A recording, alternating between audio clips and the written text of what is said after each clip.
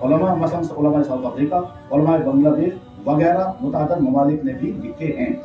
दूसरा सवाल पूछा गया, क्या अगर ऐसा है, यानी दारुल उलूम देवबंद का फतवा है, तो क्या दारुल उलूम ने ये फतवा उजरत में दिया या किसी शख्स की रियायत में बगैर ठोस तहकीक के दिया है? जवाब, दारुल उलूम देवबंद ने दारुल उलूम देवबंद और दीगर बेशुमार अहले मदारिस उलमा और जमातों ने जो फतवा लिखे हैं वो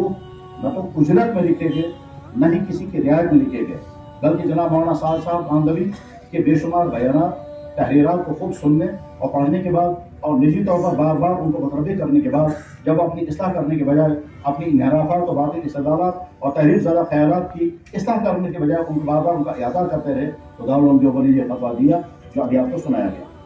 तीसरा सवाल पूछा गया, अगर वाकई ऐसा फतवा दारुल उलूम दिया है तो क्या दारुल उलूम ने उसके बाद अपने मौक़िफ़ में किसी तरह की तरमीम की? ये सवाल गालिबन इसलिए किया जा रहा है कि बहुत सारे भाई समझते हैं कि दारुल उलूम देवबंद ने या तो फतवा दिया ही या मौक़िफ़ में तब्दीली कर दी या रुजू हो चुका है, तो यहाँ के बहुत सारे हज़रात जो है वो तरद्दुद के शिकार होते हैं। इस पस मंज़र में ये सवाल पूछा गया। जवाब, दारुल उलूम देवबंद ने ये फतवा बरमहल बरवक्त दिया। ये उम्मुल मदारिस दारुल उलूम देवबंद के तहफ़्फ़ुज़ दीन का फर्ज़ मनसबी है। मौलाना साद साहब की तरफ चूंकि कोई रुजू नहीं पाया गया, इसलिए न तो दारुल उलूम देवबंद नहीं और न ही किसी दूसरे मदरसे के इदारे के दारोइफ्ता ने अपने मौक़िफ़ में कोई तब्दीली या तरमीम नहीं की और न अपना फतवा वापस लिया। ये पूछ रहे हैं कि क्या रुजू हुआ है? तो जवाब, जब रुजू सरे से ही नहीं पाया गया बल्कि मज़ीद उससे बढ़कर तावीलात हत्ता कि तौहीन अंबिया भी होती रही, तो दारुल उलूम देवबंद या दीगर उलमा मुतमईन भी नहीं हुए, लिहाजा फतवा बरकरार है। इसके बाद सवाल है, दारुल उलूम देवबंद के फतवे की रोशनी में क्या मौलाना साहब को अमीर मानने वाली जमात जो मौलाना मौसूफ की इन्हीं नजरियात इरशाद की तरवीज करती है जिन पर फतवा जिनमें दारुल उलूम ने सख्त गिरफ्त की है, इनसे वाबस्ता हज़रात का मिजाज किस तरह का बन रहा है उसका अंदाजा इस बात से भी हो सकता है कि जब अभी कुछ दिनों पहले हज़रत मौलाना मुफ्ती अबुल कासिम दामत बरकातुहु मुहतमिम दारुल उलूम देवबंद, शेखुल हदीस दारुल उलूम देवबंद, खलीफा खार हज़रत मुफ्ती महमूद साहब नव्वरअल्लाहु बरकतहु ने अपने बुखारी के दर्स में गिरफ्त फरमाई और खालिस इल्मी गिरफ्त फरमाई, तो जवाब में उस जहन की किसी फर्द ने क्या कहा, मौलवी मुफ्ती अबुल कासिम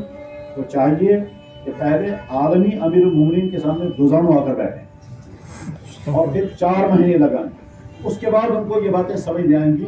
उस वक्त तक ये बातें उनकी पूरी। ये वो मिजाज बन रहा है।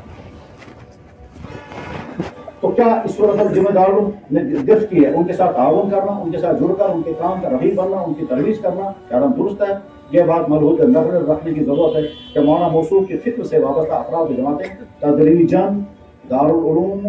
मदारिस उलमा और दीन के दीगर शोबों में काम करने वाली जमइयतों और जमातों से बदतर ही नहीं बल्कि उनके तहकीर, उनके काम की तनकीस और हुदूद से मुतजावी तनकीदें करते हैं, जैसा उमूमी मुशाहिदा है। इसका जवाब देखा गया, जिस शख्स के ख्यालात हक से मुनहरिफ और अहले सुन्नत वल जमात के मसलब से हटे हुए हों, उस शख्स की फिक्र से वाबस्ता जमात और उसके तहत काम करने वाले अफराद का मुआविन बनना भी सही नहीं, तायीद करना और रफीक बनना भी दुरुस्त नहीं। इस तरह का कोई भी ताउन और शिरकत ताउन और इस्म व उद्वान के दायरे में आ सकता है, जो कुरान करीम के रूह से सरी जुर्म है।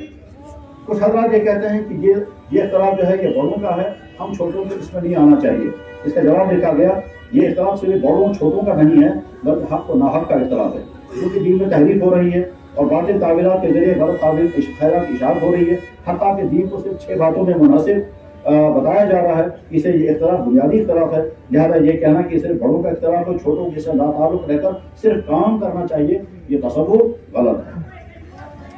एक अहम सवाल ये पूछा गया, इस फिक्र से वाबस्ता उलमा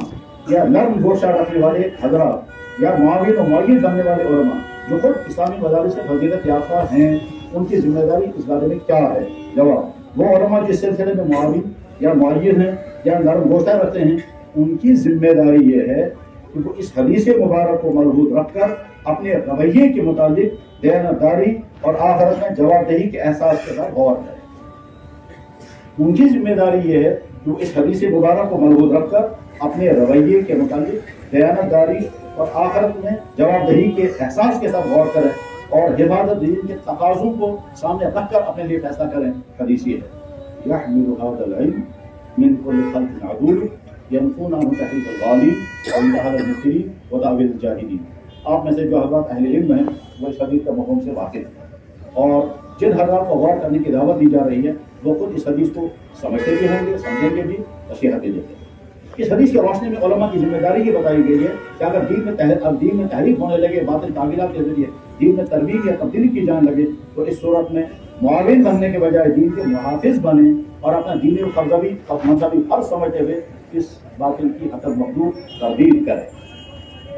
آخری سوال، کیا واقعات مولانا موصوف کے نظریات میں دین سے انحراف، غلو، تحریف، غلط اجتہادات اور مدارس اسلامیہ کے متعلق منفی تصورات اور ملحوظات پائے جاتے ہیں؟ جواب، یقیناً مولانا صاحب کے بیانات ملحوظہ تحریرات میں تحریف دین بھی ہے،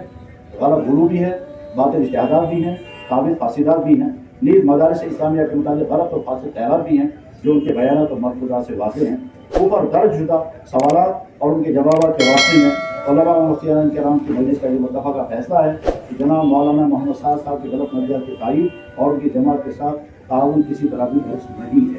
کیا حضرات مطمئن ہیں اس پر؟ جی الحمدللہ۔